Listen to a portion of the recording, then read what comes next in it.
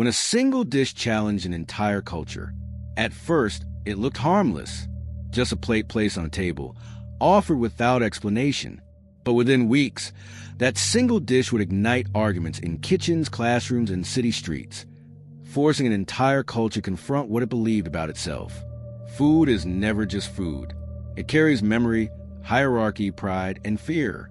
And in this country, cuisine had long been treated as sacred ground.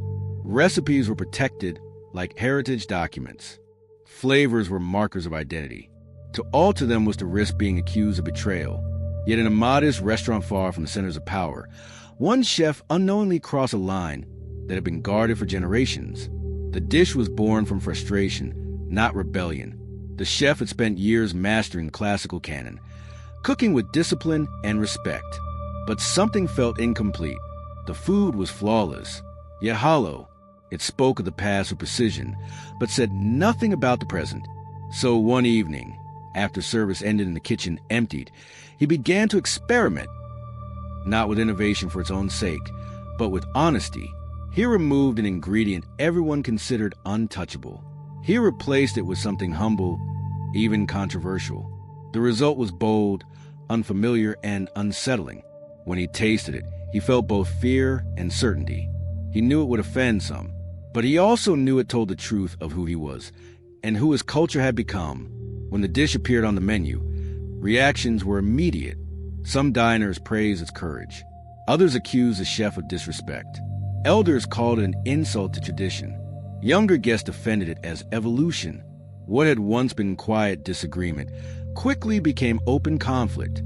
Food critics weighed in. Cultural leaders took sides. The dish became a symbol no one could ignore. The chef watched the chaos unfold from behind the pass, unsure whether he had started a necessary conversation or lit a fire he could not control. And as the debate spread beyond the restaurant walls, one thing became clear. This was no longer about taste. It was about identity. And the culture was about to fracture under the weight of a single, unforgettable dish. The backlash arrived faster than anyone expected.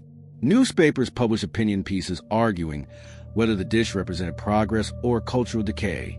Television panels debated it with theatrical intensity.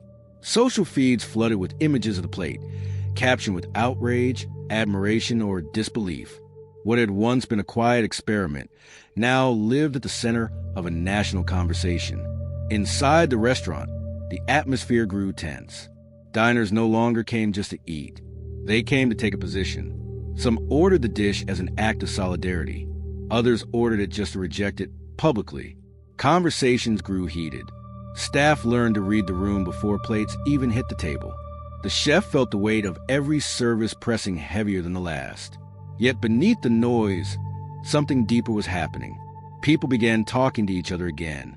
Families debated recipes long assumed unquestionable. Students challenged what they had been taught about culinary purity. Young chefs felt permission, for the first time, to ask whether honoring tradition required freezing it in place. The dish had become a mirror, forcing the culture to look at itself without comfort or certainty. But not everyone welcomed that reflection. Cultural institutions condemned the chef's work as irresponsible. Funding bodies withdrew support.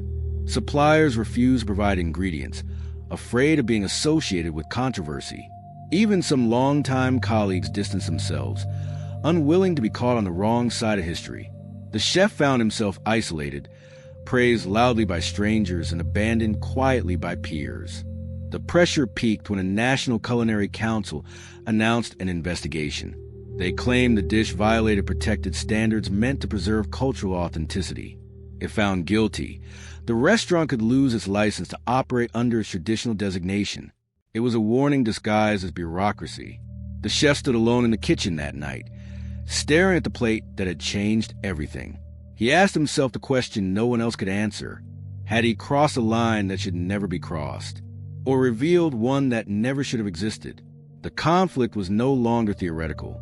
It had teeth, and whatever happened next would decide whether the dish became a footnote in controversy or the beginning of a cultural reckoning that could not be undone. The investigation turned the kitchen into a courtroom. Inspectors arrived with clipboards and cameras, measuring techniques, cataloging ingredients and questioning every deviation from the approved canon. They spoke in careful language about preservation, but their presence felt accusatory. Each visit drained the staff, replacing the joy of cooking with the tension of scrutiny. Outside, the culture war intensified. Supporters rallied in front of the restaurant, calling the dish a declaration of creative freedom. Protesters gathered across the street, accusing the chef of erasing history. Interviews were requested daily. The chef refused them all. He believed the food should speak for itself. But in a world addicted to noise, silence was interpreted as provocation. Inside the kitchen, doubt crept in. The chef replayed his decision again and again. He thought about the elders who taught him discipline, the traditions that shaped his hands, the lineage he still respected. He never meant to tear anything down. He meant to add a chapter, to let tradition breathe instead of fossilize. Yet watching the damage ripple outward, he wondered whether truth was worth the cost it demanded. Then something unexpected happened. A group of culinary students arrived unannounced. They weren't there to protest or praise. They asked to taste the dish and speak with the chef. After the service, they told him that his work had changed how they understood tradition, not as a rule book, but as a responsibility. One student said quietly that for the first time, they felt allowed to belong to their culture without perfectly imitating it. That moment pierced through the chaos. The chef realized the conflict was no longer about him, or even the dish. It was about who gets to decide how a culture evolves. Whether identity is inherited unchanged, or lived, questioned, and renewed by each generation. The council's ruling was announced days later. They declared the dish non-compliant. The restaurant would lose its traditional status.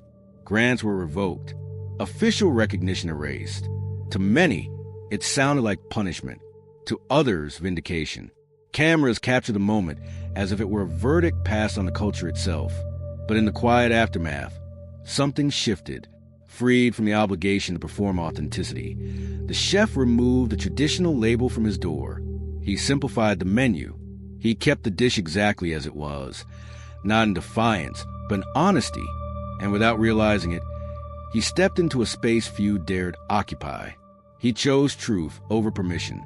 The consequences were immediate and irreversible. The final act of the story was approaching, and it would determine whether challenging a culture ends in exile or transformation. The loss of official recognition should have ended everything.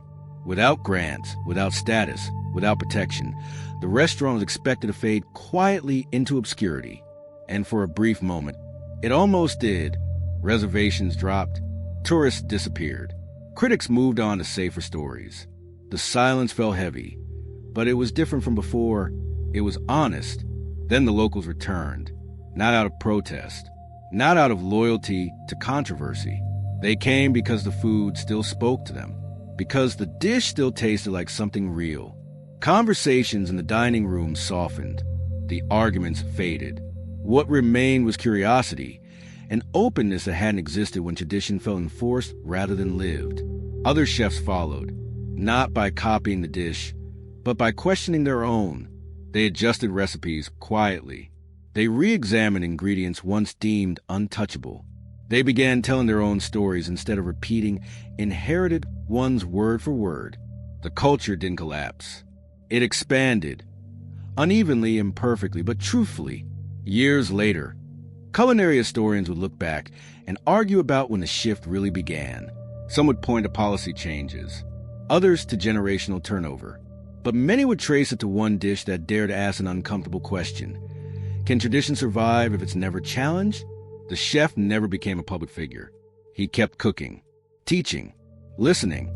His restaurant remained modest, unbranded, resistant to easy narratives. But students sought him out. Writers referenced him quietly. And the dish that once divided a culture slowly lost its power to provoke, because its question had already been absorbed. The culture didn't change overnight. It changed plate by plate, kitchen by kitchen, generation by generation. And in the end, the dish didn't challenge the culture. It revealed that culture was strong enough to change. Subscribe to join the journey. When a